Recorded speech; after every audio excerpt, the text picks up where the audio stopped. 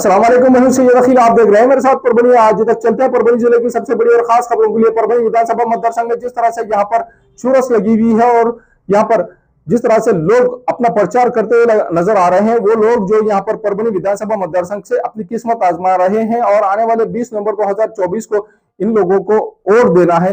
तमाम ही जनता ने, परभनी विधानसभा मतदार संघ की जनता ने इन्हें वोट देना है। ऐसे ही एक अपक्ष उम्मीदवार इन्होंने 14 नवंबर 2024 को परभनी शहर के अपना कॉर्नर यहाँ पर एडवोकेट अफजल बेग साहब, जिनकी निशानी कैरम बोर्ड है, इन्होंने अपना प्रचार किया और अपनी प्रचार सभा में इन्होंने खास तौर से यहाँ पर जिस तरह से महादेव जी जानकर इनके पार्टी के राष्ट्रीय समाज पक्ष की जिस तरह से यहाँ पर श्रीमती सावित्री महामुनी चकोर, इनका जिस तरह से यहाँ पर इन्होंने ये कहा था कि अल्लाह के रसूल सल्लल्लाहु अलैहि वसल्लम के शान में जिस वक्त ने गुस्ताखी की थी, उस वक्त के खिलाफ जाने के लिए यहाँ पर मोर्चा निकालने के लिए सावित्री बाई, इनके हस्बैंड चकोर साहब, इन्होंने जिस तरह से 100 गाड़ियों का इंतजाम किया था, वो 100 गाड़ियों का इंतजाम जिस तरह से किया गया था और उसे ही अपना प्रचार में उसे ही मुद्दा बनाकर यहाँ पर प्रचार को लूटने की कोशिश भी चकोर इनकी जानिब से किया जा रहा है, ऐसा आरोप भी इस वक्त एडवोकेट अफजल बेग इन्होंने अपने भाषण में कहा है। और इन्होंने ये कहा है कि आपका जितना पैसा होता है, 100 गाड़ियों का 15 लाख रुपए होता है, ये 15 लाख रुपए आप 15 लाख रुपए का चेक मुझसे लेकर चले जाए, लेकिन आप यहाँ पर जिस तरह से भाषण कर रही हैं, भाषण से इस मुद्दे को हटा दीजिए, ऐसा भी आह्वान इस वक्त एडवोकेट अफजल बेग इन्होंने कहा है। और इन्होंने किस तरह से अपनी बात को कहा है, ये हम आपको पूरा वीडियो बता रहे हैं। परभनी शहर के अपना कॉर्नर यहाँ पर इन्होंने जिस तरह से अपना भाषण किया है, आइए जानते हैं।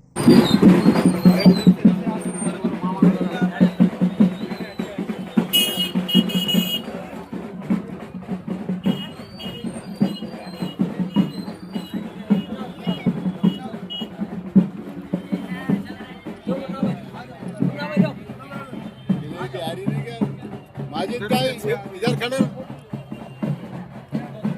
माजिद इधर आ।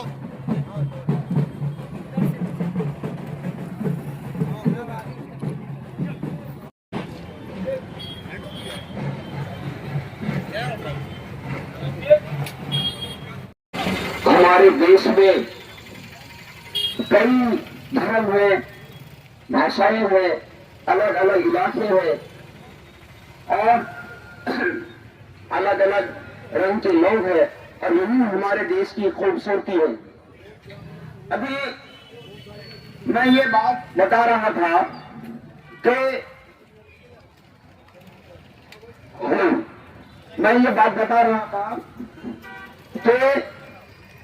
इन लोगों ने अलग अलग उम्मीदवार खड़े किए हैं और वो उम्मीदवार क्या कह रहे हैं? वो उम्मीदवार कह रहे हैं कि हम लोग उनको बीजेपी से डरा रहे हैं, मुसलमानों को, इस देश की रिलीजियस माइनॉरिटीज अक़लियतों को, ओबीसी और SC/ST के लोगों को बीजेपी से डरा रहे हैं। ऐसा कौन कह रहे हैं? वो लोग कह रहे हैं जिनको बीजेपी ने खड़ा किया है और वो बीजेपी ने उनको जो सिलेबस दिया है, उनके चैप्टर नंबर 1 दिया है गुस्ताखी मोहम्मद सल्लल्लाहु अलैहि वसल्लम। मैं आपको एक बात बताऊं, सरकार दो आलम सल्लल्लाहु अलैहि वसल्लम की कभी गुस्ताखी हो ही नहीं सकती, किसकी औकात रही। कायनात बनाने वालों ने इंसानों और रसूलों में सबसे बड़ा दर्जा किसी को दिया है? आका मोहम्मद सल्लल्लाहु अलैहि वसल्लम को दिया है। और ये शख्सियत सिर्फ मुसलमानों के लिए नहीं है, ये सारी इंसानियत के लिए, सारे इंसानों के लिए। धरती पर सबसे पहली बार किसी ने गुलामी के खिलाफ कहा तो मोहम्मद मुस्तफा सल्लल्लाहु अलैहि वसल्लम ने कहा। अब देखिए, ये चुनाव आते रहेंगे, जाते रहेंगे, होता रहेगा। अभी देखिए, ये चपूर मैडम क्या कह रही है कि उसने 100 गाड़ियां दी थी। मेरा सबसे पहला सवाल ये है कि मुसलमान इतने भी गरीब नहीं है और इतने भी मतलब के कमजोर नहीं है कि अपनी मेहनत की कमाई का चंद रुपया रैली में जाने के लिए खर्च ना कर सके। मेरा ये कहना है कि चतुर महामुनि सावित्री देवी मैडम ये बात झूठ कह रही है। मैं नहीं मानता कि कोई उसके पास गया होगा और गाड़ियां मांगी होगी, ऐसा हो ही नहीं सकता जहां तक मुझे समझता है। अच्छा चलो एक बात है, उसने किसी को जबरदस्ती गाड़ियां दी है जी, तो ये एक बात हो सकती। तो क्या भाई तुमने इलेक्शन लड़ने के लिए गाड़ियां दी थी? और आज उस मैडम का मैंने वीडियो देखा इलेक्शन प्रचार का, तो मोहतरमा कह रही है कि उसने 100 गाड़ियां दी थी। किसके खिलाफ? वो मिस्टर गिरी, रामगिरी के खिलाफ एक्शन लेने को जो रैली जा रही थी। कमाल की बात है। देखो मेरी एक बात क्लियर और वाज़े तौर पे स्पेसिफिक साफ साफ मैं ये कहना चाहता हूँ कि चकोर मैडम, आपने पहली बात तो ये है कि मेरा कहना है कि मुसलमान गरीब हो सकता है, मजदूर हो सकता है, रिक्शा चला सकता है, पंचर दुरुस्त कर सकता है, मैकेनिक का काम कर सकता है, लेकिन वो पैसा हलाल का कमाता है। और हुजूर अक़दस सल्लल्लाहु अलैहि वसल्लम के मामले में जाहिर सी बात है, मुसलमान हलाल का पैसा इस्तेमाल करेगा, अपनी मेहनत का पैसा इस्तेमाल करेगा। मैं खुलेआम इस प्रचार में वाज़े तौर पे सबकी विटनेस गवाही से ये कहना चाहता हूं कि चकोर मैडम, अगर आपकी बात को सच मान लिया जाए कि आपने 100 गाड़ियां दी थी, चलो एक गाड़ी का खर्च मान लेते हैं 15,000 हुआ होगा, 100 गाड़ियों का खर्च कितना होगा? 15 लाख। तो मैं मेरा चेकबुक लेकर आया हूं और चकोर मैडम को मैं मेरा चेकबुक देने को तैयार हूं। मैडम आप आइए, आपके 15 लाख रुपए मुझसे लेकर जाइए। सरकार दो आलम सल्लल्लाहु अलैहि वसल्लम के मामले में क्या मैं 15 लाख भी खर्च नहीं कर सकता हूं? अरे मैं भी अमीर आदमी हूं, लेकिन मैं इलेक्शन में मुझे पता है यहां चुन के आने जैसे हालात नहीं है, तो मैं क्यों खर्च करूंगा? अब चकोर मैडम, मैं आपसे रिक्वेस्ट कर रहा हूं, मेरी बहन, मेरी हमवतन बहन, हमको पहले से पढ़ाया गया था कि भारत मेरा मुल्क है, सब भारतीय मेरे भाई और बहनें हैं। तो उस प्रकार की तुम मेरी बहन हो, मेरी हमवतन बहन हो। मेरी बहन देखो, मोहम्मद सल्लल्लाहु अलैहि वसल्लम सारी कायनात के लिए है। इस झूठ की राजनीति में तुम इतना बड़ा नाम क्यों घसीट रही हो? मैं चकोर मैडम से खुले तौर पे रिक्वेस्ट कर रहा हूं कि आप वो मुद्दा इलेक्शन में छोड़ दीजिए। अल्लाह आपको नवाज देगा, अल्लाह आपको नवाज देगा। आप वो मुद्दा छोड़ दीजिए, ऐसे मुद्दों पर चुनाव मत लड़िए जो दो समाजों में, दो धर्म के मानने वालों में दूरी पैदा करता है। मैं मिर्जा अफजल बेग पूरे गारंटी से कह रहा हूं कि मैं 15 लाख का चेक देने को चकोर मैडम को तैयार हूं। मेरी उनसे रिक्वेस्ट है कि मैडम आप वो मुद्दे को चुनाव मुद्दा मत बनाइए, क्योंकि आपके ही मालिकों ने उसको चुनाव के पहले मिस्टर रामगिरी को यह बयान देने लगाया। एक राज्य का मुख्यमंत्री जाता है और एक ऐसे आदमी को जो किसी धर्म की सबसे बड़ी पर्सनालिटी शख्सियत को नॉनसेंस बातें करता है, क्या मुख्यमंत्री को ऐसा सौदा देता है?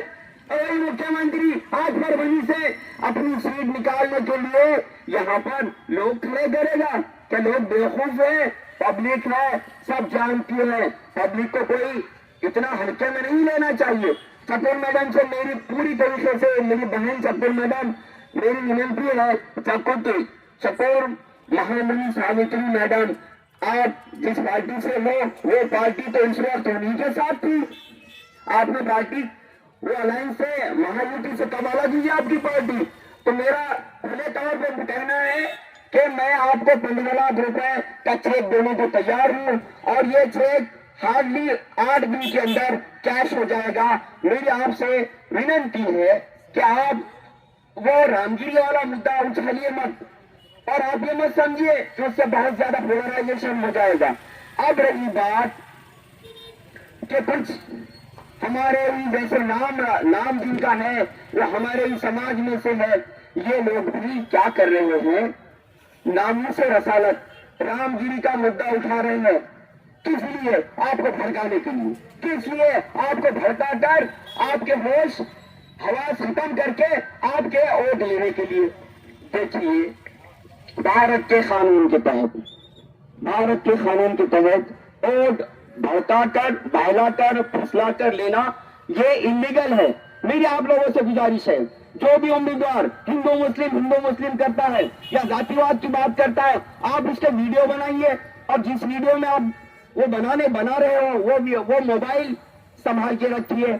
मैं आपको गारंटी देता हूं इनके ऊपर फरियाद करेंगे, क्रिमिनल केसेस दाखिल करेंगे और यही नहीं रुकेंगे बल्कि इनको हमेशा के लिए डिस्क्वालीफाई कर देंगे कि कभी उम्मीदवारी ना, इनकी जेल की सलाखों के पीछे रहेंगे, ऐसा कानून है। अब रही बात कि देखिए ये लोग सिर्फ एक रैली में गए, सोशल मीडिया और पूरे मीडिया पे इन्होंने अपनी फोटो लगाई और कह रही है कि हमको वोट दो। अरे बेवकूफो, सुनो मेरी बात।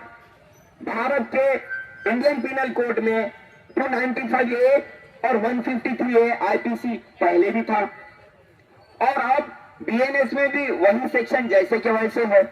तो आपकी इत्तला के वास्ते 5 साल कैद बामशक्कत हो सकती है, 5 साल और 1 साल दोनों केसेस में मिला के। लेकिन डॉक्टर बाबा साहब भीमराव अंबेडकर ने इस देश का संविधान पेश करते वक्त ये बात कही थी कि संविधान तो हमने बहुत अच्छा बनाया लेकिन इसके रिजल्ट अच्छे उस वक्त आएंगे जब सरकार चलाने वालों की नीयत अच्छी हो। और ये सरकार की नीयत ही अच्छी नहीं है। अच्छी नीयत से आप कानून अगर लागू करोगे तो उसके अंदर तो सब कुछ हो जाएगा, लेकिन सरकार की नीयत खराब है। अब जब जिसकी नीयत ही खराब है तो उससे क्या किया जा सकता है। और आपको एक बात बताऊं कि देखिए 2010 में यही नानलपेट जुरिस्डिक्शन पुलिस स्टेशन ये कार्य क्षेत्र यहीं पर आता है। नानलपेट पुलिस स्टेशन ने आज से 14 साल पहले 28 नवंबर 2010 को FIR number 3072 of 2010 under section 295A और अलग अलग कलमों के तहत हमारी टीम ने एक गुस्ताख पे एफआईआर दाखिल किया था। हम रुके नहीं थे और हमने उस वक्त के पालक मंत्री का घेराव किया था। मिस्टर सोरेन के पालक मंत्री थे और हम उस वक्त के होम मिनिस्टर आर आबा पाटिल को भी हम लोग मिले थे। हम वहां भी नहीं रुके थे। हम उसके बाद उस वक्त के चीफ मिनिस्टर पृथ्वीराज चौहान बाबा को भी मिले थे। हमने वाजे तौर पर कहा था कि आप आरोपी को अरेस्ट कीजिए। देश में कानून का राज होना चाहिए। जंगल राज एक ना एक दिन सबको तकलीफ में डालेगा और ये मेरा खूबसूरत मुल्क बर्बाद होकर रह जाएगा। देश उसी वक्त चलते हैं और उसी वक्त लोगों को सुकून मिलता है जब अफगान भी और हुकूमत भी सब मिलकर कानून का पालन करते हैं। कानून में अब एक उम्मीदवार कह रहा है, उसके रिकॉर्डिंग मैंने देखे। एक्चुअल में सिर्फ सोशल मीडिया से चुनाव लड़ रहा था, लेकिन मैंने देखा कि सोशल मीडिया से मेरी उतनी पहुंच नहीं है क्योंकि मैं तो बेसिक फोन इस्तेमाल करता हूं। तो अब एंड टाइम पे मैं कई ग्रुप से भी मैं बाहर हूं, मैं उसमें एग्जिट मार चुका हूं। तो सोशल मीडिया से मेरी उतनी पहुंच नहीं, कनेक्ट नहीं हो पा रहा था, मैं आप लोगों से जुड़ नहीं रहा था। मैंने ये देखा कि जो लोग जो उस दुश्मन के आपका दुश्मन नंबर 1 के एजेंट है और आपको आपका ही भाई बताकर जातिवाद करके फिर खबरस्ती करके ये आपको बहला के वरगला के गुस्से में लाके वोट लेना चाह रहे हैं। अभी आप देखिए इतने सारे ऑटो रिक्शे कहां से लगाए गए, इतने सारे रुपए कहां से खर्च हो रहे हैं। यकीनन इनका मालिक है जो जिसने मुद्दे भी दिया है, सिलेबस भी दिया है। तुमको ये बोलना पड़ेगा, ये बोलना पड़ेगा, ये बोलना पड़ेगा। बहकाने भड़काने फिरका परस्ती, देखो जातिवाद अगर धर्म के नाम पे किया जाता है तो भी घातक है। जातिवाद अगर मजहब के नाम पे किया जाता है तो भी घातक है। मेरे भाई जातिवाद से बड़ी कोई चीज है ही नहीं। अरे प्यार माया मोहब्बत सबसे अच्छा है। अब देखिए मैं आपको एक बात बताऊं, हम लोगों ने गुनाह दाखिल किया उस वक्त मेरा साथ सबसे ज्यादा साथ जिन लोगों ने दिया था, नाम नीचे ऊपर हो सकते हैं, वो एक अलग शक्ल है, अब 14 साल पुरानी बात है। तो देखो बाकी वही मेरे साथ थे, यूनुस वही मेरे साथ थे, शेख जावेद अब्दुल रशीद साहब के लड़के मेरे साथ थे, अब्दुल्ला राज मेरे साथ थे, एजाज खान मेरे साथ थे, महमूद खान पत्रकार मेरे साथ थे और मौलाना मुफ्ती मूसा साहब फासमी इन्हों मेरे साथ थे। यानी कि इन्हों डट के मेरे साथ रहे। मेरे कहने का मतलब ये है कि आप देखिए 2010 में हमसे ऊपर वाले ने ये काम लिया था। हमारी कोई औकात हैसियत नहीं है वो पाक हस्ती के बारे में कुछ काम करने की, हमारी कोई औकात हैसियत नहीं है। लेकिन 2010 के बाद ही मैंने चुनाव लड़े हैं। क्या आप बताइए कभी मैंने एक बार कहा कि मैंने ये ऐसा किया है इसलिए मुझे वोट दो? अब ये कुछ मक्कार मुल्लाद सिर्फ रैली में जाते हैं, वीडियो बनाते हैं, 2-5 गाड़ियां लगा देते हैं, तो हजरत मोहम्मद मुस्तफा सल्लल्लाहु अलैहि वसल्लम के नाम को इस राजनीति में लेकर आएंगे, उस मुद्दे पे वोट मांगेंगे। ये कितनी बुरी बात है मेरे भाइयों। देखिए जो भी उम्मीदवार इस मुद्दे, अब मुझे बोलिए अगर कोई आपके वालिद साहब को गाली गलौज कर देता है और वो आदमी के खिलाफ आप एक्शन लेने को जाते हो, एसपी के पास, डीएसपी साहब के पास कहीं जाते हो, तो क्या आप हंसते रह जाओगे? आप देखिए वो औरंगाबाद का इम्तियाज जलील जब रैली लेके जा रहा था तो उसके दोनों हाथ ऐसे थे गाड़ी पे जैसे वो उसके किसी की बारात में जा रहा है। ये क्या मजाक बना रखा है? क्या तुम समझते हो कि देश को ये नहीं समझता है? आप मुझे बोलिए अगर हमारे वालिद को किसी ने गाली गलौज कर दी, नॉनसेंस, एक बकवास जिस चीजों का वजूद नहीं है ऐसी कुछ बात कर दी, तो क्या आप पुलिस के पास कंप्लेन करने जाओगे? तो फिर हंसते जाओगे? चेहरे पे खुशी कैसे थी लोगों के जो जा रहे थे? वीडियो है मेरे पास उसके, क्या कह रहा था उनका जमीन, और उसको ऊपर वाली की मार पड़ी और पड़े और बहुत बुरी पड़ेगी और वो बहुत बुरा गिरेगा।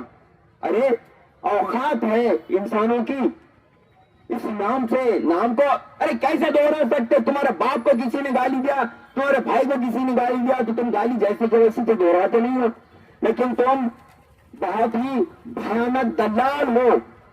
तुम लोग आरएसएस के एजेंट हो। मैं जानता हूं कि ये लोग कल को मेरी जान भी ले सकते हो। ये बातें ये सब नोटिस करते हैं, इसका दखल लेते हैं। अभी देखिए कल की बात है, मैंने सोशल मीडिया पर एक पोस्ट डाली थी, तो उसके पीछे मेरी जो रील थी उसके पीछे अचानक से भजन आने लगा। अरे भाई जिसका धर्म उसको, लकुम दीनुकुम वलियद्दीन।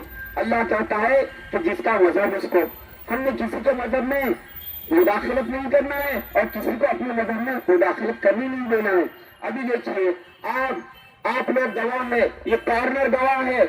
मैं इसी अंदाज में कई बार आपकी अदालत में आ चुका हूँ, कई बार आपके पास आ चुका हूँ। आपने मुझे वोट नहीं दिया, मैं नाराज नहीं हूँ, क्योंकि चुनाव लड़ने के लिए जोर लगता है। वो एक चीज में नहीं कर सकता, अगर चाय बनानी है, डिकॉक्शन भी अगर बनानी डिकॉक्शन, तो शक्कर, पत्ती और पानी तो लगेगा। मेरे पास पत्ती ही नहीं है उतनी। 50 करोड़ रुपया लगता है भैया जी चुनाव जीत का, खुद का लगता है। किसी से लेके चुनाव लड़ने से कोई चुनाव जीत नहीं सकता। अब देखिए हमने कभी भी पूरी जिंदगी भर 14 साल पहले से क्या मैंने उस मामले को सामने रख के आपको वोट मांगा है? यकीनन मैंने कभी वोट नहीं मांगा हूं। 2012 में बहुत सारे खेल करके मुझे 107 वोटों से कारपोरेशन पे हराया गया। ठीक है, हार मेरे तकदीर का हिस्सा थी, कोई प्रॉब्लम नहीं। अब देखिए यहां हुआ ऐसा कि ये जो दलाल है ये कौन है बताएं आपको? अच्छा मुझे एक बात बताइए कि दुश्मनी की हद और इंतहा क्या होती है? एक आदमी को अमेरिका ने, पहले उसका दोस्त था, बाद में उनकी अनबन हो गई, एक आदमी को अमेरिका ने उसको कत्ल कर दिया। कत्ल करने के बाद अमेरिका ने उसकी डेड बॉडी जमीन पर खबर बनने नहीं दी, पानी में बहा दिया, पानी में, समंदर में बहा दिया। क्यों? अमेरिका को यह डर था कि इस आदमी की खबर भी एक इनकलाब पैदा कर सकती है। अमेरिका की इकोनॉमी, पैसा कमाने का काम मंदा हो सकता है। तो देखिए अमेरिका ये नहीं चाहता था कि इस आदमी की खबर धरती पर रहे। इसी तरह आपका ये दुश्मन नंबर 1, यहाँ की रिलीजियस मजहबी अक़ीदतों का दुश्मन नंबर 1, यहाँ के SC/ST ब्रिटिशों का दुश्मन नंबर 1, ये तो चाहता ही नहीं कि तुम्हारी खबर भी इस धरती पर बने, जबकि हमारे पुरखे इसी धरती के हैं, इसी धरती से उभरे हैं और फिर इस्लाम में दाखिल हुए हैं और इसी धरती का हिस्सा है। मरने के बाद भी यही की मिट्टी में हम एक मखसूस तरीके से मिल जाते हैं, लेकिन ऊपर खबर का निशान तो बचा रहता है। लेकिन साथियों तुम्हारा दुश्मन नंबर 1 इस ऐसी मानसिकता रखता है। अब देखिए ये जो लोग, ये 2-3 लोग खड़े हुए हैं जो खुद को मिल्लत का उम्मीदवार तक कह रहे हैं, तो ये क्या है? और ये भड़काने का काम क्यों कर रहे हैं? तुम सीने पे हाथ रख के बोलो, क्या मैंने कभी 14 साल पहले से कभी ऐसे मुद्दे पे वोट मांगा है? तो ये मुद्दे पे वोट क्यों मांग रहे हैं? क्यों मांग रहे हैं? ये मुद्दे पे वोट क्यों मांग रहे हैं? मेरा कहना है कि देश में दूरी नहीं बढ़ना चाहिए, जातिवाद नहीं बढ़ना चाहिए। इससे सबका नुकसान है, किसी का फायदा नहीं है, किसी का बिल्कुल भी फायदा नहीं है। मेरी सारे उम्मीदवारों से ये गुजारिश है, एक विनती है, एक रिक्वेस्ट है कि मेरे भाई वो मुद्दे को मत लाओ यार, चुनाव लड़ो। अरे मुख्यमंत्री बन जाओ, परभनी से कितने वो लड़ रहे, 15 लड़ रहे, मेरे को छोड़ो, 14 को मुख्यमंत्री बनने दो यार, मेरे को क्या प्रॉब्लम है? ठीक है, एक मुख्यमंत्री, 2-4 उप मुख्यमंत्री, एक होम मिनिस्टर, पुलिस को जो कंट्रोल करता है, और ये सारे है ना, ये 14 के 14 चीफ मिनिस्टर हमें सब बन जाओ यार। लेकिन मेरे भाई ये मुद्दे को मत छेड़ो, ये अच्छी बात नहीं है, ये बहुत ही गंदी बात है, इससे बुरी बात कुछ हो ही नहीं सकती। मैं और कह रहा हूँ कि चकोर महामुनि सरस्वती मैडम से, चकोर मैडम से मेरी एकदम फेयर और खुली खुली रिक्वेस्ट है कि मैं आपको 15 लाख रुपए का चेक देने को तैयार हूँ। आप 2-4 दवाओं की मौजूदगी में मुझसे ले सकते। और दूसरी बात, उसमें उन लोगों के नाम बताने होंगे किसने पैसा मांगा था। अरे हमारे लोग ऐसे पैसे मांगने करने वाले नहीं है। अब रही बात कि ये जो जातिवाद फैलाना, भड़काना, ये सारा जो मामला है ये बहुत ही खतरनाक है। और आप देखिए, मौलाना एक मुस्लिम डेमोक्रेटिक फोरम नाम का एक ऑर्गेनाइजेशन है, उसमें पीएचडी पढ़े लिखे डॉक्टर, इंजीनियर, ये सारे लोग हैं। उन्होंने भी सारे उम्मीदवारों को बुलाया था, उन्होंने बातचीत की, लेकिन उन्होंने किसी मुस्लिम उम्मीदवार को सपोर्ट नहीं किया। दूसरी बात, मौलाना सज्जाद नुमानी साहब, अल्लाह हजरत की सेहत कायम रखे और उनकी खिदमत इस मुल्क को बरकरार रहे। देखिए, मौलाना सज्जाद नुमानी साहब ने वहां पर जब है तो इम्तियाज जलील के खिलाफ वहां पर डॉक्टर गफ्फार खादी को सपोर्ट किया, तो डॉक्टर गफ्फार खादी को सपोर्ट करने के बाद इम्तियाज जलील के लोग मौलाना को बुरा बुला कर रहे हैं। क्यों भाई? क्या डॉक्टर गफ्फार खादी में माइनॉरिटी का नहीं है? अब देखिए, उन्हीं टीम ने सारी बातों की जांच पड़ताल करने के बाद 5वीं विधानसभा में उन्होंने बाबा जानी का सपोर्ट नहीं किया, उन्होंने सपोर्ट किया वर्पूकर का। तो मेरे भाई, वो लोग जातिवादी भी तो नहीं है। अब आ जाओ परभनी। मेरे भाई, कुछ लोग जो अच्छे लोगों को बुरा कह रहे हैं, ये अच्छी बात नहीं है। अरे तुम्हारा योगदान ही क्या है? खाली एक रैली में यहां से वहां तक जाकर रहोगे तो फिर ये कहोगे कि हमको वोट दो। और एक उम्मीदवार ये कह रहा है कि बहुत सा कानून बनना चाहिए। अरे 196 और 199 बीएनएस पर उसके अंदर कानून है, मौजूद कानून है। कानून रहने से कुछ ज्यादा फर्क पड़ने वाला नहीं है। कानून पर अमल बजावनी कराना ये सरकार की नीयत पर है। अब देखिए, कई मामलों में छोटी सी मिसाल देता हूं। पुलिस और सरकार अगर चाहती है कि आरोपी की बेल होना है तो से सादा सीधा भेज दिया जाता है। पुलिस अगर ये चाहती है कि आरोपी का पीसीआर नहीं मिलना तो तपास अधिकारी, इन्वेस्टिगेशन ऑफिसर उस दिन कोर्ट में नहीं आते हैं, वो लिख देते हैं बंदोबस्त में गए थे, या जो भी लिखना होता है वो लिख देते। रास्ते बनते हैं अगर आरोपी को बचाना है तो। नीयत का खेल है, सारा खेल नीयत का है। तो भारत के संविधान के बाद डॉक्टर बाबा साहब भीमराव अम्बेडकर ने भरी हुई आंखों से और भर रही हुई आवाज से ये कहा था कि संविधान बहुत अच्छा है, इसको लागू करने वालों की नीयत अच्छी रहेगी तभी इससे नतीजे और रिजल्ट आएंगे। अब देखिए, यहाँ पर जो चल रहा है खेल, कुछ उम्मीदवार अच्छे लोगों को बुरा कह रहे हैं और ये कह रहे हैं कि इनसे अच्छा कोई नहीं। अरे मेरे भाई, ये सारी बातें क्या है? इनको जो सिलेबस दिया गया है, इनके सिलेबस में है गुस्ताखी का। मिस्टर रामगिरी वाले मुद्दे को ज्यादा से ज्यादा उछालो। इसके बाद शाहगढ़ की जो मस्जिद के आजू शाहगढ़ किले, महाराज छत्रपति शिवाजी महाराज के किले के आसपास जो अतिक्रमण, जो एनक्रोचमेंट हुआ था, वो हटाने की जो मुहिम चली, उसको वर्गलाओ। फिर मजहब के नाम पर ये बताओ कि मुसलमानों को बताओ कि मजहब धोखे में है, और हमारे हमवतन भाइयों को बताओ कि धर्म धोखे में है। अरे तुम्हारा बाप ने बोला क्या इस देश की मिट्टी ऐसी है नहीं, ना यहाँ कोई धर्म धोखे में आ सकता है, ना मजहब धोखे में आ सकता है। ये भारत है सारे जहां से अच्छा, हिंदुस्तान हमारा। देखिए ये सारी बातें बदमाशी की हो, और जो लोग राजकारणी लोग अगर धर्म की बात करते हैं तो इससे बड़ा धोखा कुछ हो ही नहीं सकता, क्योंकि वो अपना उल्लू सीधा करने के लिए करते हैं। और मैं क्या कह रहा हूँ आपसे, ये देखो ये भड़काना इनकी सबसे खतरनाक आदत है। ये भड़काएंगे और भड़काते रहेंगे। लेकिन देखिए आप नजर रखिए, माइनॉरिटीज के और बुद्धिस्ट के, SC ST के दुश्मन नंबर 1, जो ये नहीं चाहता कि इस जमीन पर तुम्हारी खबर भी बने, वो दुश्मन के मिले हुए दलाल है ये दलाल। और ये कह रहे हैं कि जिन्होंने इनको सपोर्ट नहीं किया, अरे I was one of the candidate sir, मैं भी तो एक उम्मीदवार हूं। चलो अगर दम है तो निष्पक्ष गैर जानिबदार पैनल बिठाओ, सबकी बहस कराओ, उम्मीदवार से पूछो लेजिस्लेटिव असेंबली में क्या काम होते हैं, क्या करना होते हैं, कौन सा उम्मीदवार टिकता है देखेंगे। अरे खड़े रहे बस, और तुमको किसी ने सपोर्ट नहीं किया तो तुम उनको बुरा भला कहोगे। ये कोई बात है क्या? तुम्हारे बाप का नौकर है कोई कि तुम्हारा बंधा हुआ है? तुम्हारी औकात ही क्या है? जो लोग समाज में अपनी जिंदगी खपा चुके हैं, जो 80-80, 90-90, 85 साल के लोग हैं, उन लोगों को तुम बुरा भला कहोगे? क्या तुमने खरीद रखा है? क्या तुम गुलामी लादना चाहते हो? तुमको सपोर्ट करा तो अच्छा, और तुमको सपोर्ट नहीं करा तो बहुत बुरा। देखिए वो मुस्लिम डेमोक्रेटिक फ्रंट जो था, उन्होंने मुझे सपोर्ट नहीं किया, दैट डजंट मैटर, ठीक है। नहीं, उनके इसमें लगा कि चुन के आने वाले उम्मीदवार नहीं है। वाकई चुन के आने के लिए 338 पोलिंग बूथ है, एक बूथ पे कम से कम 10 नौजवान चाहिए, सुबह के 6 बजे से शाम के 7 बजे तक। अरे मेरे भाई, सबकी गरीबी है, जिसका हाल उसको मालूम और सबका हाल ऊपर वाले को मालूम।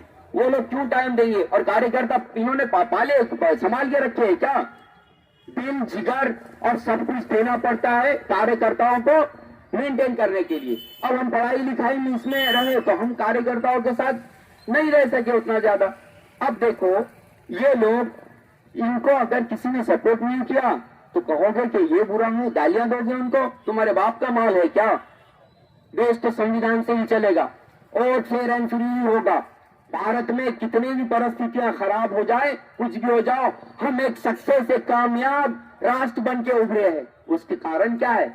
हमारे पास ठीक है, कुछ ऊंच नीच हो सकती है, कहीं कुछ करप्शन हो सकता है, कहीं कुछ थोड़ा बहुत नीचे ऊपर। इलेक्शन कमीशन ऑफ इंडिया है, हमारे पास अदालत का सिस्टम है, हमारे पास पुलिस का सिस्टम है, हमारे पास सारे सिस्टम है। अभी देखिए आजू बाजू के वो एक बिगड़ा हुआ बेटा और वो बिगड़ी हुई बेटी, उनके मुल्कों में क्या हाल है? टूट के गए, हमसे बर्बाद हो गए। आज क्या है उनके पास? कोई हैसियत औकात ही नहीं है। लेकिन हमारा मुल्क एक ताकत है और किसी एक व्यक्ति की वजह से नहीं बना, कई लोगों की कुर्बानियां हैं। और जो लोग मौलाना सज्जाद नुमानी साहब पे बुरा भला कह रहे हैं, सुनो, तुमको अक्ल नहीं है। वो आदमी जातिवादी नहीं है। अगर वो जातिवादी होते तो वहां बाबा जानी को सपोर्ट करते ना। अब वहां उन्होंने मिस्टर वर्पुलकर को सपोर्ट किया, और कितने तुमको सबूत चाहिए? और वो आदमी पूरी तरह नॉन करप्ट है, और वो आदमी की पहली नजर में ये कौन सा बदमाश, कौन सा दलाल कहां से आया है। अरे तुम दलाली भी करोगे और लोगों से कहोगे कि हम तो सती सावित्री है, ऐसे कैसे हो सकता है? पब्लिक है, सब जानती है, और कोई बात छुपे वाली नहीं है। और देखो यही उम्मीदवार ये कह रहे हैं कि सारे उलमाए किराम, सारे डॉक्टर, सारे अच्छे एडवोकेट जो सीनियर हैं, जो जानकारी रखते हैं, इन्होंने क्या इल्जाम लगा रहे हैं कि ये लोग पब्लिक को, खास तौर पर मजहबी अखिलियत को, मुस्लिम्स को बीजेपी से डरा रहे हैं। ये क्या कह रहे हैं? बीजेपी के दलाल, ये बीजेपी के एजेंट, पूरे मार्केट में सबको पता है किसने कितने करोड़ लिया है। पूरी बातें अवाम में चर्चा का विषय है। तो ये दलाल क्या कह रहे हैं कि ये जो अच्छे लोग हैं, जो फेयर एंड फ्री है उन पे क्या इल्जाम लगा रहे हैं कि यहाँ पर धार्मिक अल्पसंख्यक मुसलमानों को, यहाँ के बुद्धिस्टों को बीजेपी और आरएसएस से ये लोग डरा रहे हैं, ऐसी बात कर रहे हैं। अरे एड़ो सुनो, कोई बीजेपी से किसी को डरा नहीं रहा है। बीजेपी हमसे डरती है, इसलिए तुम जैसे वोट कटवा खड़े करती हो। मैं खुले तौर पे कहना चाह रहा हूं कि बीजेपी से कोई डरने करने वाला नहीं है। क्यों डरेंगे भाई? ये देश किसी एक पॉलिटिकल पार्टी की मिल्कियत नहीं, प्रॉपर्टी नहीं है। ये देश हर आखिरी गरीब का है। ये देश हर धर्म के मानने वालों का है। ये देश हर भाषा बोलने वाले का है। अभी देखिए, टाइम लेकिन अपने को हेलो, बात यह है कि ये जो आरएसएस बीजेपी के दलाल, उनका नाम हमारे नामों के जैसे हो सकता है, ये सबसे ज्यादा घातक है। ये अंदर का आरएसएस है, ये अंदर का आरएसएस है, और इससे घातक कुछ भी नहीं है। इससे घातक कुछ था, ना है, ना होगा। ये लोग सिर्फ आपके वोट कटवाना चाह रहे हैं। और सुनो, कान खोल के सुनो, ना हम बीजेपी से डरते हैं, ना हम बीजेपी से किसी को डराते हैं। हम तो ये जानते हैं कि लोकसभा में हमने बीजेपी को डरा दिया था, और बीजेपी अभी तक डरी नहीं है, और उसका डर अभी तक दूर नहीं गया, कभी दूर नहीं गई। इसलिए उन्होंने हमने से ही, हमारे ही समाज के कुछ दलालों को, कुछ एजेंटों को खड़ा कर दिया। किस लिए? अरे बीजेपी हमसे डरती है, हम बीजेपी से नहीं डरते। हमने कई तूफान देखे, लेकिन देश को संवारने का काम किया। बीजेपी से ना हम डरते हैं, ना बीजेपी से डराते हैं। हम बीजेपी को भी अच्छी तरह से समझते हैं, और तुम जैसे पापी पिल्लों को भी पूरी तरह समझते हैं। कौम के और मिल्लत के नाम पर तुम लोगों को जिल्लत भी मिलेगी, जिल्लत के सिवा कुछ नहीं मिलेगी। और मैं जो कुछ कह रहा हूं सच कह रहा हूं, सच के सिवा कुछ नहीं कह रहा हूं। अब देखिए, बात यह है कि शहर का विकास, ये सच है कि शहर का विकास नहीं हुआ है। शहर का विकास जिस दर से होना चाहिए था, जिस रेट से होना चाहिए था, समझो गाड़ी चलनी चाहिए थी कम से कम 70 की स्पीड से, तो इस शहर के विकास की गाड़ी चल रही है मुश्किल से 35 की स्पीड से। भाई, इसका जिम्मेदार कौन है? आज देखो रास्तों का क्या हाल है। ये रास्तों में मुझे तो मास्क लेके चलना पड़ा। 3-4 रोज से मुझे बुखार था।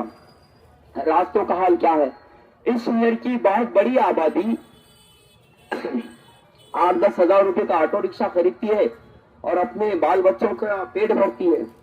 तो कई ऑटो वाले भाई से मेरी मुलाकात हुई, तो उनके ये रीढ़ की हड्डी में दर्द शुरू हो गया, कुछ को सांस के समस्याएं शुरू हो गई, और कुछ के ऐसे जॉइंट जो होते हैं ना, जॉइंट पेन बहुत सीवियर, बहुत तेजी से, ज्यादा यानी शिद्दत का हो रहा है। तो इसका जिम्मेदार कौन है? इसका जिम्मेदार कौन है? देखिए, यहाँ पर जो शहर के अंदर के रास्ते होते हैं, ये महापालिका के होते हैं। तो ऑनरेबल चीफ मिनिस्टर शिंदे साहब ने यहाँ के इलेक्शन ही नहीं करवाए। क्यों? डर है कि चुनाव हार जाएंगे। अरे भाई, तुम चुनाव नहीं करा रहे, चुनाव नहीं कराए तुमने। 2-3 साल से ये चुनाव तो तुमने टाल दिया है। नगर सेवक अगर रहता है तो कुछ ना कुछ तो वो काम करा के देता है ना। नगर सेवक पीछा करता है, पाठलाग करता है, तो कुछ ना कुछ तो काम करा के देता है। तो इन्होंने नगर सेवकों के चुनाव नहीं कराए। क्यों नहीं कराए भाई? अब दूसरी बात यह है कि जो भी काम परभनी में देखिए, मैं 52 साल का हूँ। आज से 30 साल पहले बने हुए रास्ते शेषराव भाई के जमाने में बने थे। आज भी आप देखिए, गड़ी महल्ले की करांटी चौक की पुरानी रोड आज भी अच्छी है, नीचे मजबूती है। तो भैया मजबूती क्यों थी? क्या पहले सीमेंट बहुत अच्छा आता था, या पहले कारागिर बहुत अच्छे थे? था तो क्या था? देखो भाइयों, पहले क्वालिटी का काम होता था। अब परसेंटेज परसेंटेज परसेंटेज पे परसेंटेज। तो देखिए, जब भी कोई काम होता है तो एक अधिकार आपके पास भी आ जाता है कि भी काम की क्वालिटी क्या है। काम की क्वालिटी पे ध्यान देना हम शहरियों का भी काम है। और यहाँ कैसा माहौल बनाया जाता है, कोई अगर आरटीआई डालता है या रिप्रेजेंटेटिव सूट डालने की तैयारी करता है तो वैसे आदमी को क्या डिक्लेयर कर दिया जाता है कि ये ब्लैकमेलर है। कोई मैंने तो कभी कोई आरटीआई डाली नहीं, कभी कुछ किया नहीं। जब पब्लिक को ही नहीं चाहिए तो कौन करेगा कौन। देखिए, कोई भी काम जब होता है तो वहां पर कॉन्ट्रैक्टर को एक जरूरी होता है कि वो वहां पर बोर्ड लगा दे। उसके अंदर लिखा होता है कि एक टोकरा, एक बैग सीमेंट में कितने टोकरे, एक टोकरा जहां पर सीमेंट डाला जाएगा उसमें कितने टोकरे रेती डालना चाहिए, कितने टोकरे ब्लू मीटर यानी कि वो अपने गिट्टी डालनी चाहिए, जमीन कैसी खोदनी चाहिए, सॉइलिंग होना चाहिए, उसके बाद उसके ऊपर कैसे वाटरिंग होना चाहिए। ये सारे कंडीशंस होते हैं, लेकिन ये कंडीशन कोई पूछने वाला नहीं। क्यों नहीं पूछते? लोगों को या तो इल्म नहीं है, या फिर डरे हुए हैं, या फिर करना ही नहीं चाहते हैं। तो देखिए, विकास नहीं हुआ, उसका पहला कारण ये है कि गए 2-2.5 सालों में यहाँ की जो सरकार है उसने लोकल सेल के इलेक्शन क्यों नहीं कराए? क्यों भाई, क्यों इलेक्शन नहीं करा रहे हो तुम? दूसरी बात, जब भी काम होता है, काम कोई भी करता है तो वो अपने घर से या आपकी खुद की प्रॉपर्टी में से काम करा के नहीं लेता। बेहतरीन नारियल फोड़े जा रहे हैं, ढोल ताशे नगारे, बहुत सारे वीडियोस मीडिया पे तो दिखाया जा रहा है कि इन्होंने ये काम कर दिया, उन्होंने वो काम कर दिया। क्रेडिट लेने की तो होड़ दौड़ रेस लगी है शहर में, लेकिन क्वालिटी के बारे में कोई कुछ क्यों नहीं बोलता? आप खामोश क्यों रहते हो? अरे तुम्हारे बच्चों का मसला होगा, तुम्हारी सेहत खराब होगी, ये तुम्हारा पैसा है।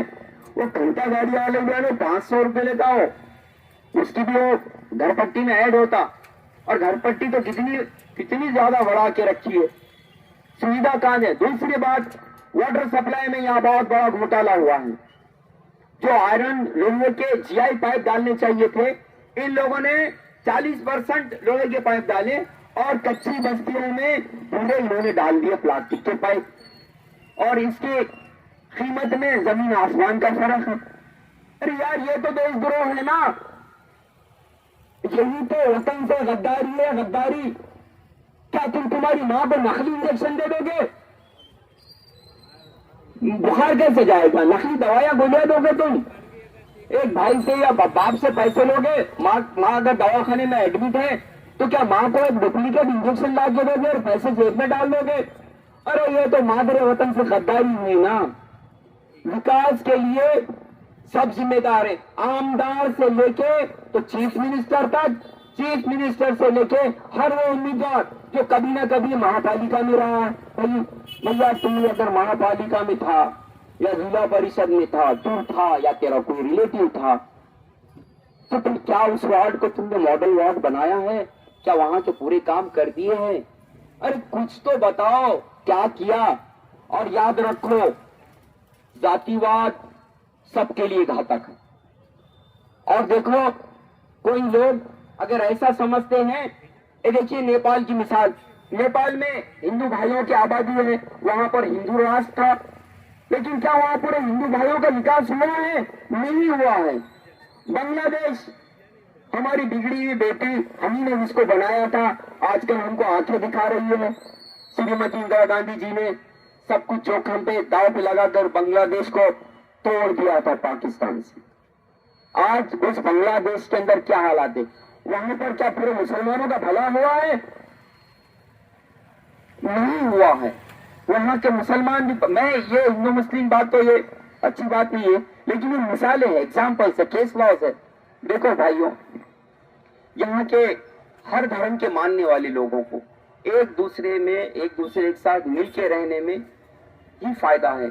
जिसे एक वो चलता था ना, सर्फ की खरीदारी में ही समझदारी है, एक एडवर्टाइज था। तो देखो, तालमेल में रहने से भी सबका फायदा है।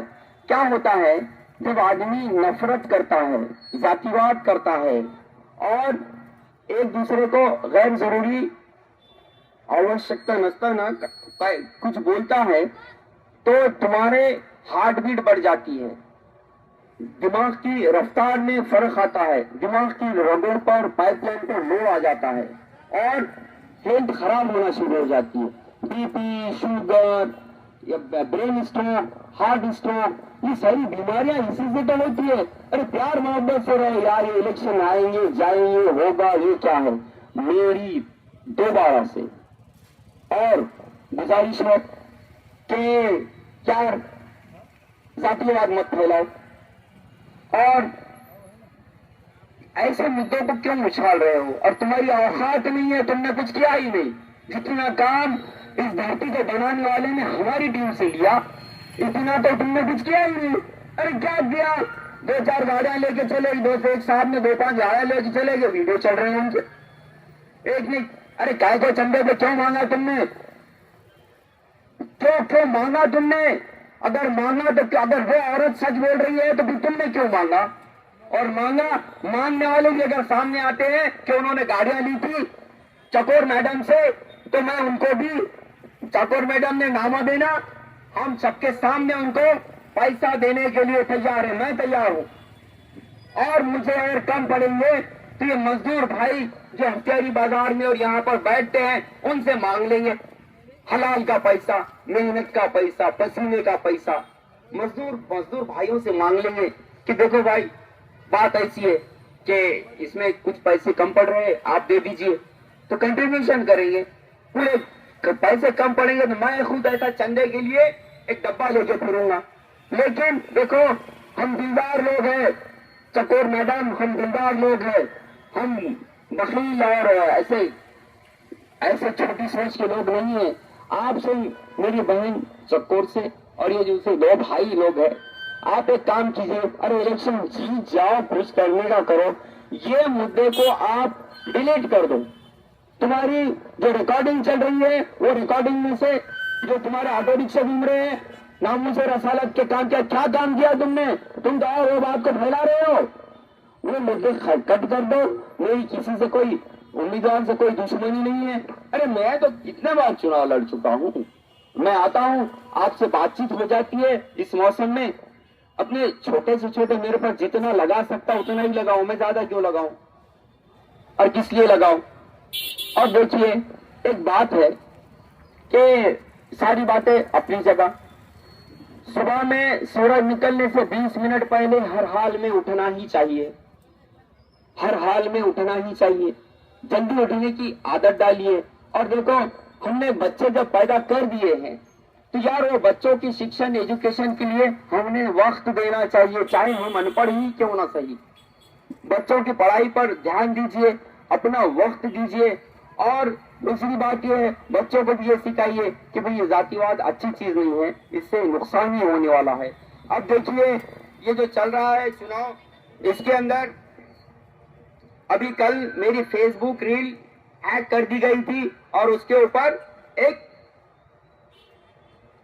एक भजन डाल दिया गया। अरे भाई मेरे, ये मुझे बदनाम करने के लिए किया गया था, ये लोग मुझे फंसा सकते हैं। तुम कोई क्या करेंगे, मेरी फेसबुक की आईडी है वो हैक कर देंगे, इनके पास तो सब कुछ पेगासस है, हैकर्स है, सब कुछ है, ये क्या करेंगे? हो सकता है मुझे फंसाया जाएगा, लेकिन ना ही मैं डरने वाला हूं, ना ही मैं अपनी आवाज उठाना बंद करूंगा। क्योंकि देखो एनआरसी के वक्त मैं अकेला आदमी हूं जिसके ऊपर 3 केसेस हुए थे। हम जेल से बेल पर आए, उसके दूसरे दिन बाद जमीयतुल उलमा का जेल भरो आंदोलन था। मेरे पे एक कंडीशन थी कि मैंने नहीं जाना चाहिए, लेकिन मैंने कहा कि मैं तो जाऊंगा। ये एक सच्चाई है, ऐसे इसमें कोई वो, और मैं वोट नहीं मांग रहा हूं आपको उस मुद्दे पर भी, उस मुद्दे पर भी मैं वोट, जातिवाद पे वोट मांगने से बेहतर है कि मैं किसी को बोलूंगा ही नहीं। और मैं पब्लिक में इसलिए आया हूं कि बदमाशियां बहुत गहरी है, साजिशें बहुत गहरी है, इन साजिशों को समझना चाहिए। और समझ के देखो, किसी के बहकावे में, किसी के कुछ कहने पर वोट नहीं डालना चाहिए। वोट देश के हित में डालना चाहिए, वोट मतदार संघ के वेलफेयर, इसके विकास के लिए डालना चाहिए, लेकिन जातिवाद पर तो वोट नहीं डालना चाहिए। अब देखिए ना, वही सीएम शिंदे जिन्होंने रामगिरी को बोलने लग गए, अरे एक मुख्यमंत्री को शोभा देता है क्या यार? जो भारत के संविधान का रक्षक है, महाराष्ट्र का स्टेट बहुत बड़ी बात है, कोई मामूली बात नहीं है। दूसरे स्टेट में घूमते हैं ना जब हम, तो पता चलता है कि हम बहुत अच्छी जगह है। महाराष्ट्र का स्टेट बहुत ही एक अच्छा स्टेट है और यहाँ के लोग भी बहुत अच्छे हैं। भाई देखो, इन लोगों ने पहले मुद्दे खड़े करे और वो मुद्दे अपने दलालों के पास दिए। अब देखिए, कोई लोग कहता है कि इसका इतना वोट है, उतारे यादी किसने चेक करा यार मेरे भाई? यादी किसने चेक किया? देखो, मैं बार बार ये कह रहा हूं कि जातिवाद देश के लिए तो घातक है, आपके शहर के लिए घातक है, उससे भी आगे की बात यह, जातिवाद हमारी सेहत के लिए घातक है। इस पर कई सर्वे हुए हैं और ये मीडिया में जो चल रहा है ना, अपना दिमाग खराब करके मत लीजिए, अपना दिमाग खराब करके लेके कोई फायदा नहीं। ये लोग सिर्फ है तो मीडिया के जरिए से आपके जहन को खराब कर रहे हैं, आपको तान तनाव दे रहे हैं, इसमें आप थक जाएंगे। ये मीडिया के माध्यम से आपका वक्त खा रहे हैं और वक्त ही जिंदगी है। वो वक्त निकालकर अपने बच्चों के पढ़ाई पर ध्यान दीजिए, बच्चों को तरबियत दीजिए। तरबियत, तालीम के साथ तरबियत बहुत जरूरी है। तरबियत यानी ट्रेनिंग। तो और जितने भी आपके पास करीब के जो टीचर्स हैं उनसे मिलते रहिए, मिलके कि भाई हमारे बच्चों की तालीम में आगे क्यों नहीं, इम्प्रूवमेंट्स क्यों नहीं हो रहे हैं, इसके ऊपर ध्यान दीजिए। पढ़ाई से ज्यादा जरूरी कुछ चीज है नहीं। जब पढ़ेगा तो सवाल करेगा, सवाल, और जब सवाल जितना अच्छा सवाल रहेगा उतने खतरनाक तरीके से किसी को भी, वो किसी भी झूठे को वो परेशानी में डाल सकता है। झूठे का झूठ पकड़ने के लिए सवाल, क्वालिटी का अच्छा सवाल होना चाहिए। अब रही बात, अब ये लोग मुझसे दुश्मनी करेंगे, मुझे बर्बाद करने की कोशिश करेंगे, लेकिन मैं उनसे कह देना चाहता हूँ कि मैं तो आयतन कुर्सी वाला हूँ, फरिश्ते मेरी हिफाजत करेंगे और मैं तो ऐसा ही सादा सीधा रहूंगा, मुझे कोई किसी चीज से कोई डर नहीं। जो मुना है वो मुक्त रहेगा। हमको ये बात सिखाई गई बचपन से कि जो बात आने वाली है वो हरगिज टल नहीं सकती और जो बात रह गई है वो किसी सूरत पहुंच नहीं सकती। देखिए, मेरी आपसे बहुत ही बड़ी गुजारिश है, अरे यार वोट आप सोच समझ के दीजिए। अभी तक पूरे इसमें क्या मैंने आपसे वोट मांगा है? मेरी आपसे गुजारिश ये है कि तान तनाव खत्म कीजिए। तान तनाव अच्छी चीज नहीं है और जो उम्मीदवार एक गंदे धंधे के वास्ते तान तनाव कर रहे हैं उनसे होशियार रहिए। ये तुम्हारे नहीं है, ये असल में तो 1000 मीर सादिक और 1000 मीर जाफर को मिक्सिंग करके बनाए, वैसे है ये लोग। ये मीर सादिक मीर जाफर भी नहीं है, 1000 मीर सादिक और 1000 मीर जाफर को मिक्सिंग करके बनाए हुए ये मिल्लत के मक्कार है, ये देश के गद्दार है। जो जातिवाद फैलाएगा वो देश का गद्दार है। और अगर हुकूमत की नीयत अच्छी रहेगी, अच्छी नीयत की हुकूमत आएगी तो देश संविधान से चलेगा। मेरे साथियों, संविधान कोई मामूली बात नहीं है यार। एक आदमी जिसको पानी पीने के लिए नहीं दिया गया, जिसको अपनी क्लास के अंदर सबके साथ बैठने नहीं दिया गया, जिसको हर चीज पे इतना वंचित, इतना बाहर रखा गया, लेकिन वही आदमी जब उठ के खड़ा होता है तो भारत का संविधान बना देता है और भारत का संविधान को किसी को हाथ लगाने नहीं देना चाहिए। और वो वोटिंग मशीन के जरिए ही होने वाला है। और मैं तो वोटिंग मशीन पे पूरी नजर रखने वाला हूँ। मैं वहाँ पर MIDC के गोडाउन, गोडाउन यूनिवर्सिटी गोडाउन में मैं वहाँ पर रेगुलर जाता हूँ कि BU, CU, VVPAT और इनके जो नंबर दिए हैं, मैंने वहां पर एक ऑब्जेक्शन उठाया था। मैंने एक रिक्वेस्ट की थी सेंट्रल ऑब्जर्वर से कि जो रैंडमाइजेशन हुआ था, यानी कि कौन से बूथ पे कौन सी मशीन रहेगी और वहां पर कौन सा कंट्रोल यूनिट रहेगा और कौन सा VVPAT रहेगा, वो तो हमको दे रहे थे। लेकिन मैंने ये कहा था कि आप आपकी ऑथराइज सिग्नेचर से दीजिए, क्योंकि हमको अगर जेरॉक्स देंगे तो कानून में जेरॉक्स की कोई अहमियत नहीं है। अगर ताकि हम बूथ के ऊपर वो तुलना कर सके, हाँ क्या ये मशीन का नंबर यही है, क्या बैलेट यूनिट का नंबर यही है, क्या कंट्रोल यूनिट का नंबर यही है, क्या वीवीपैट का नंबर यही है, जो हमको पहले रैंडमाइजेशन में दिया गया था। लेकिन जो इलेक्शन का डिपार्टमेंट है उन्होंने वो बात को माना और उनकी सिग्नेचर से पक्के में कच्चे में नहीं पक्के में वो देने वाले हैं। भाइयों मेरी एक गुजारिश है कि ये कैसा है, इसमें ये खेल ऐसा है कि वो उठाएगा मंदिर का मुद्दा, ये उठाएगा मस्जिद का मुद्दा। अरे क्या रखा है यार इन बातों में। और एक उम्मीदवार पे इतने बड़े मुद्दे उखाड़ रहा है, अरे तूने उस वक्त क्या किया था, अब उठ के चला आया है और वही चीजों को भुनाकर लोगों को तकलीफ में डालने का जो काम है। देखो मेरी तड़प ये है कि भाई यार जो जिन्हें उन्हें अपना जैसा कमा रहा है, जिंदगी गुजार रहा है, किसको कौन साथ देता है और कितना सहारा मिलता है। लोग रोज मजदूरी मेहनत मशक्कत करके अपना जीवन गुजार रहे हैं।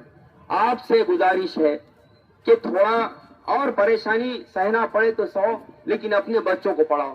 पढ़ाने का मतलब ये नहीं कि सिर्फ स्कूल में डाल दिया, पढ़ाने का मतलब ये है कि आपको आपका वक्त देना पड़ेगा। वाहियात तो नॉनसेंस बातों में वक्त डालने से अच्छा है कि पहले जो आप पर फर्ज है वो करना चाहिए। दूसरी बात, इंसान बुरी आदतों का पुतला बनता जा रहा है। अच्छी आदतें कैसे डाल सकते हैं इसके ऊपर काम कीजिए। और पास खरीद के जो भी पढ़े लिखे लोग हैं उनसे काम लीजिए कि भाई हमारे बच्चों को तुम पढ़ाओ। तुम्हारे महल्ले में अगर 10 पढ़े वाले लोग हैं तो एक आधा किसी का रूम अंदर से पूरा बंद करके एक रूम दे दीजिए, या फिर मस्जिद के जिम्मेदारों को बोलिए कि भाई जो दूसरा मंजिला खाली है, जुमा के भी नहीं भरता है, तो भाई वहां पर बच्चों को पढ़ने के लिए जगह दी जाए। देखो चाहे मस्जिद हो, मंदिर हो, चर्च हो, कुछ भी हो, वो जगह भी तो एक सुकून की जगह है। बच्चे वहां भी तो पढ़ाई कर सकते हैं। घर में अगर पढ़ाई की जगह नहीं है, आप ये मूवमेंट चला सकते हो। आपके पास जो जो छोटी छोटी चीजें हैं उसका बड़े से बड़ा इस्तेमाल करके बहुत आगे जा सकते हो। और मैं ये कहूंगा 5 वक्त अगर मुसलमान है तो वो नमाज पढ़ता है तो वो उसका भी फायदा है, देश का भी फायदा है। अगर हिंदू है वक्त पर पूजा पाठ करता है, अपने ही धर्म में रहता है, अपने धर्म के हद तक, तो वो उसका भी फायदा है, देश का भी फायदा है। क्रिश्चियन है तो उन्हें चर्च को जाना चाहिए, अपनी प्रेयर्स करनी चाहिए। देखो मजहब धर्म तो धरती पर रहेंगे। अल्लाह पाक ने खुद कहा है कि तुमको तुम्हारा मजहब, मुझको मेरा मजहब, और ये सारी बातें हैं। और देखो ये जो लोग उलमाए कराम को और जिम्मेदारों को बुरा भला कह रहे हैं, उम्मीदवारों की बात कर रहा हूं, यार आपका कोई योगदान नहीं है समाज में। उम्मीदवार तो बन गए हो, उम्मीदवार को क्या लगता है यार, फॉर्म भर दिए, फॉर्म कबूल होगा, उम्मीदवार बन गया। लेकिन उसके पहले क्या किया है और क्या करने वाले हैं। देखो बात यह है, ये इलेक्शन बहुत अहम इलेक्शन है। इस चुनाव में किसी के भड़कावे में मत आइए। और रही बात अब वो उसकी, और एक टारगेट दिया गया है इनके मालिकों ने। इनको क्या दिया है, समझो एक आदमी की निशानी है, समझो डीपी, एक आदमी की निशानी है समझो एप्पल, या फिर एक आदमी की निशानी है समझो कोई निशानी है। वो खड़ा किया वाला उम्मीदवार, उनके मालिक उनको पैसे देने वाले हैं, उनको बोलने वाले कि भाई हमको तो वोट नहीं देने वाले नहीं, माइनॉरिटी के लोग, तुम क्या करो, तुम्हारे लोग वोट खा के बैठ जाओ, तो वोट तकसीम करो। बीजेपी हमसे डरती है, इसलिए वोट तकसीम करने वाले उम्मीदवार खड़े करती है और उनको करोड़ों, कितना पता नहीं कितना रुपया देती है, जिसके चलते ये चाहते हैं। और बाद में ये पैसा कहां से निकालेंगे, करप्शन करके ही निकालेंगे ना, करप्शन। और ये पैसा किसका है। आज तुम जाओ, एक शूज जो पहले 600 रुपए में आता था, आज वही शूज 900 रुपए में आ गया। एक पेन जो पहले 10 रुपए में था, आज वो 18 रुपए में हो गया। अरे पैसा तो हमसे ही ले रहे हैं ना। ये पैसा करप्शन के जरिए से उनके पास आता है और फिर वो अपने जिनको दलालों को खड़े करते हैं, वोटों को डिवाइड कराने के एक नीति है, इससे आप होशियार रहिए। मेरी आपसे गुजारिश है, खुश रहो, टकाटक अपना फर्स्ट क्लास खाना खाते जाओ, सोते भी जाओ। और ये व्हाट्सएप ये देखने से अच्छा है यार पुराने गाने सुनो, नए गाने सुनो, वो कपिल शर्मा का शो देखो, हंसी मजाक और सुकून से रहो, लेकिन तान तनाव में किसी का फायदा नहीं। मेरी आपसे गुजारिश ये है कि ये जो लोग ऐसे जातिवाद पे भड़का कर, मैं तो ये कह रहा हूं कि जातिवाद अगर धर्म के नाम पे किया जाए तो वो भी उतना ही घातक है जितना घातक जातिवाद है मजहब के नाम पे करना। देखो ये देश में कभी कोई धर्म कोई धोखे में नहीं है, ये राजनेताओं ने बनाए हुए मुद्दे हैं, इससे ज्यादा कुछ भी नहीं है। लोग अच्छे हैं, लोग मिलकर रहना चाहते हैं और आपस में तालमेल बनाए रखिए, छोटी छोटी बात पे भड़कना छोड़ दीजिए। अभी एक बात ये हुई थी कि 26 जनवरी लास्ट ईयर की बात है, गुज़िश्ता साल की बात है कि एक बालाजी नाम का पुलिस वाला फुले ग्राउंड से निकला था, उन्हें उसके दोस्त के साथ, और वो एक ऐसे पैजो ऑटो रिक्शे में आ रहे थे। 7-8 बच्चे पान पट्टी के पास खड़े हुए थे, ऑटो रिक्शे से कट बैठ गई। फिर वो उन्होंने उसको ऐसा इल्जाम पर कि उन्होंने उसको सामने रोका, मारा, करा, और वो 2 दिन के बाद पुलिस क्वार्टर में उसकी डेथ हो गई।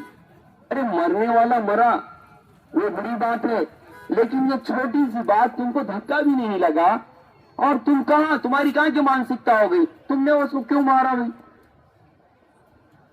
एक ने मारा होगा, 2 ने मारे होंगे, जो भी हुआ होगा, लेकिन उसकी जान गई। जान जाने के बाद तुमको जेल में रहना पड़ा। 7-12 के लिए पैसे नहीं है इनके पास, और कैसे कहते हैं कि हम जहां खड़े सबसे बड़े। ये क्या मानसिकता को खत्म होना चाहिए।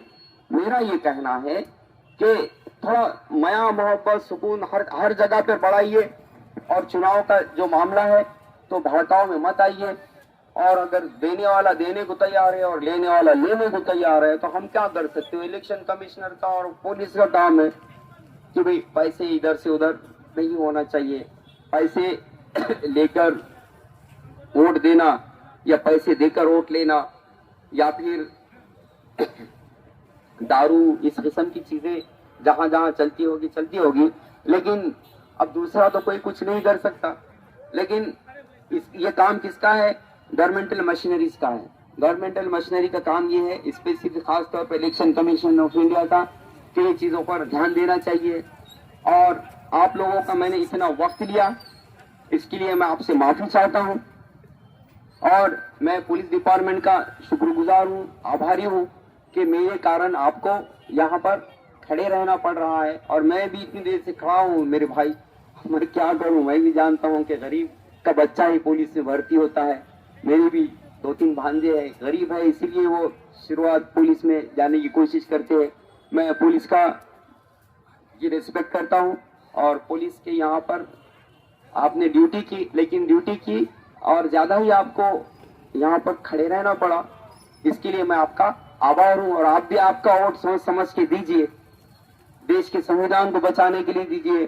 पुलिस के जो कमीशंस है, मनमत कमेटी, वो सारे कमीशन जो उम्मीदवार लागू कर सकता है, आप उससे बात कीजिए। आपको भी 24 घंटे वाली ड्यूटी ये बहुत ही खतरनाक है, और तुम्हारे क्वार्टर भी उतने बड़े नहीं। पहले के जो उम्मीदवार को गवर्नमेंट की बात है तो उनसे पुलिस ने भी बात करना चाहिए। आप तो कोई ऑर्गेनाइजेशन बना नहीं सकते, किसी से बात नहीं कर सकते, लेकिन आपके बच्चे और फैमिली के मेंबर तो इन मुद्दों पर बात कर सकते हैं।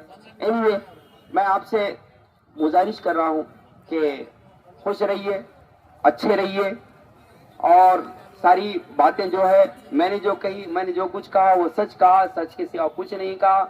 मेरी गुजारिश यही है कि जातिवाद को पनपने मत दो। ये सूफी संतों की धरती है, यहाँ पर सदियों से लोग आपस में मिलते रहते हैं, मिलके रहते आए हैं, और अचानक क्या बात बनती है कि चुनाव आता है तब ऐसे गंदे गंदे मुद्दे उछाले जाते हैं, लोगों को भड़काया जाता है। जय हिंद, अल्लाह हाफिज, जय महाराष्ट्र। ये न्यूज कवर के हमारे परभणी आज तक के कार्यकारी संपादक बाबरुद्दीन सिद्दीकी, 24/7 माझा महाराष्ट्र न्यूज चैनल के कार्यकारी संपादक सत्तार खान पठान, दी फाइव टुडे के कार्यकारी संपादक सैयद अयान, दी परभणी टुडे के कार्यकारी संपादक सलीम खान और जुल्फिकर, परभणी आज तक के मराठवाड़ा ब्यूरो चीफ सोहेल तांबोली, 24/7 माझा महाराष्ट्र न्यूज चैनल के मराठवाड़ा ब्यूरो चीफ फिरोज खान पठान, परभणी आज तक के जिला प्रतिनिधि सैयद मुबीन सैयद इस्माइल, परभणी आज तक के परभणी शहर प्रतिनिधि शेख सद्दाम शेख निजाम, 24/7 माझा महाराष्ट्र न्यूज चैनल के परभणी जिला प्रतिनिधि शमीम खान पठान, महबूद खान पठान, मुन्ना खान पठान और उसी के साथ में परभणी आज तक की कार्यकारी संपादक और एंकर शेख शहनाज, इन्होंने मिलकर मैं हूं सैयद अकील। अगर आपने अभी तक हमारे चैनल को सब्सक्राइब नहीं किया है तो ऐसी सूरत में हमारे चैनल को सब्सक्राइब करें, सब्सक्राइब करने के बाद बेल आइकन का बटन जरूर दबाएं। उसी के साथ आप हमारे चैनल को लाइक करें, शेयर करें और कमेंट करना ना भूलें। आप हमें Facebook, Twitter, Instagram, Telegram, WhatsApp और यूट्यूब पर भी फॉलो कर सकते हैं। उसी के साथ में तमाम ही सोशल मीडिया पर जितने भी हमारे यहाँ पर प्लेटफॉर्म है, इन तमाम का डिस्क्रिप्शन बॉक्स में लिंक भेजा हुआ है, इसे फॉलो जरूर कीजिए। मुझे दीजिए इजाजत, जय हिंद। अस्सलाम वालेकुम, मैं हूं सैयद अकील। आप देख रहे हैं मेरे साथ परभणी आज तक। ये परभणी शहर का इफ्तिखार पार्क और इफ्तिखार कॉलोनी का एक रास्ता है जो धार रोड से होता हुआ ये सीमेंट का रास्ता आप मेरे पीछे देख रहे हैं जो इफ्तिखार कॉलोनी को जा रहा है। इसका लाइन कंस्ट्रक्शन की जानिब से ये सर्विस दी जा रही है और एनए कलेक्टर लेआउट जो यहाँ पर प्लॉटिंग निकाली गई है स्काई लाइन कंस्ट्रक्शन की जानिब से ये सुविधा परभणी शहर के धार रोड से होते हुए इफ्तिखार कॉलोनी में और इफ्तिखार पार्क में डायरेक्ट ये सीमेंट रास्ता दिया गया है और ये रास्ता पूरी तरह से उस कॉलोनी को जोड़ने के लिए दिया गया है। हम आपको पूरा रास्ते का लोकेशन देते हैं कि किस तरह से धार रोड से होता हुआ ये इफ्तिखार कॉलोनी और इफ्तिखार पार्क को ये रोड रास्ता सीमेंट रास्ता अटैच हो रहा है। ये सर्विस सिर्फ इफ्तिखार कॉलोनी के वासियों के लिए ही स्पेशली दी गई है। परभणी शहर के धार रोड से होता हुआ जो सीमेंट रोड है, ये सीमेंट रोड इसका लाइन कंस्ट्रक्शन के सर्वे सरवा मेराज सिद्दीकी इनकी जानिब से बनाया गया है इफ्तिखार पार्क और इफ्तिखार कॉलोनी के लिए। जो रास्ता हम आपको बता रहे हैं, ये जो लोकेशन हमने आपको बताया है, ये धार रोड से होता हुआ इफ्तिखार कॉलोनी और इफ्तिखार पार्क के लिए स्पेशली ये जो रास्ता बनाया गया है सीमेंट रास्ता, ये यहाँ से टर्न होता हुआ ये इफ्तिखार कॉलोनी और इफ्तिखार पार्क में इस तरह से जा रहा है। ये नज़ारा हम आपको सिर्फ और सिर्फ परभणी आज तक पर बता रहे हैं। ये नज़ारा आप देख लीजिए कि किस तरह से यहाँ से शुरू हो रही है इफ्तिखार पार्क और इफ्तिखार कॉलोनी की ये प्लॉटिंग।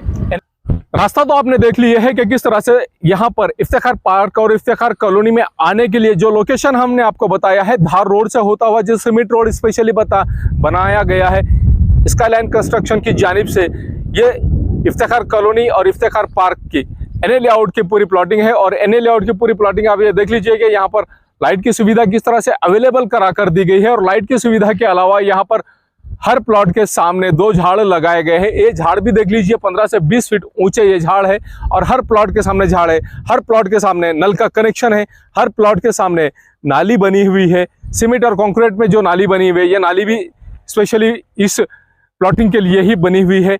अब ये देख लीजिए कि किस तरह से यहाँ पर रास्ते का काम किया गया है और इस रास्ते के काम को अच्छी तरह से डेवलप किया गया, अच्छी तरह से इस रास्ते को सीमेंट रोड को बनाया गया है। इफ्तिखार पार्क में जो सर्विस दी जा रही है, गट्टू के रास्ते का काम शुरू है, गट्टू बिठाना चालू है। जिस तरह से यहाँ पर सीमेंट रोड बनाया जा रहा है, सीमेंट रोड के अलावा यहाँ पर दोनों साइड से जो गट्टू बिठाए जा रहे हैं, ये गट्टू का पूरी तरह से काम शुरू है और यहाँ इस तरह से एंजॉय करते हुए लोग जाते हुए भी नजर आ रहे हैं आपको। इस सीमेंट हर प्लॉट के सामने 2 झाड़, हर प्लॉट के सामने नल का कनेक्शन और हर प्लॉट के सामने से सीमेंट और कंक्रीट की एक नाली, मजबूत नाली दी गई है। ये गट्टू का काम आप मेरे पीछे देख रहे हैं कि किस तरह से यहाँ पर गट्टू का काम दोनों साइड से शुरू किया गया है। इस तरह से हर प्लॉट के सामने रास्ते के बाजू के साइड से पूरी तरह से गट्टू भी बिठाए जा रहे हैं। इफ्तिखार पार्क और इफ्तिखार कॉलोनी में जो सर्विस दी जा रही है, स्पेशली इस प्लॉटिंग के लिए स्पेशल डीपी लाई गई है सैंक्शन कराकर। ये डीपी और इसके अलावा यहाँ पर ये बस्ती के साइड में बस्ती यहाँ पर अवेलेबल है, पहले से ही बस्ती यहाँ पर मौजूद है और इस बस्ती के ख़त्म होते ही यहाँ पर इफ्तिखार पार्क और इफ्तिखार कॉलोनी यहाँ पर मेराज सिद्दीकी साहब इनकी जानिब से सर्विस दी जा रही है कि इनके प्लॉटिंग में एक स्वतंत्र डीपी भी अवेलेबल है, लाइट के कनेक्शन अवेलेबल है, झाड़ हर प्लॉट के सामने अवेलेबल है। उसी के साथ में सीमेंट और कंक्रीट की नालियाँ अवेलेबल है। हर झाड़ को महफूज रखा गया है और हर झाड़ को पानी भी दिया जा रहा है। हर प्लॉट पर यहाँ पर नल का कनेक्शन भी अवेलेबल है। इस तरह की सर्विस यहाँ पर दी जा रही है। मिर्जा मेस परभणी। अगर आप परभणी शहर में रहते हैं और घर के खाने का लुत्फ लेना है तो संपर्क जरूर करें मिर्जा मेस परभणी।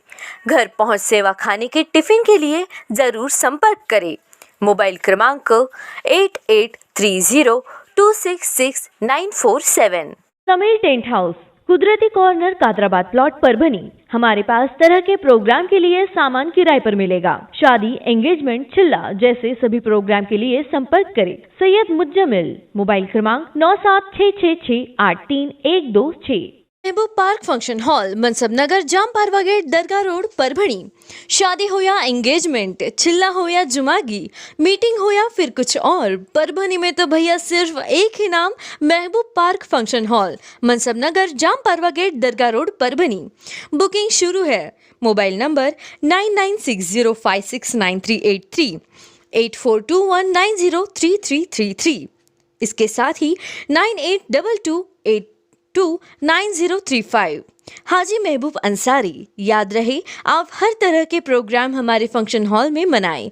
आज ही अपने प्रोग्राम की बुकिंग करें। क्वालिटी की तलाश यहाँ खत्म। King of belts, Shaniwar Bazar के पास, Nanalpeth corner, Parbhani. Ladies purse, school bag, original leather belt, कमर belt, wallet, body spray, perfume और भी बहुत कुछ। एक बार जरूर आए। किंग ऑफ बेल्ट, शनिवार बाजार, नानलपेट कॉर्नर, परभणी।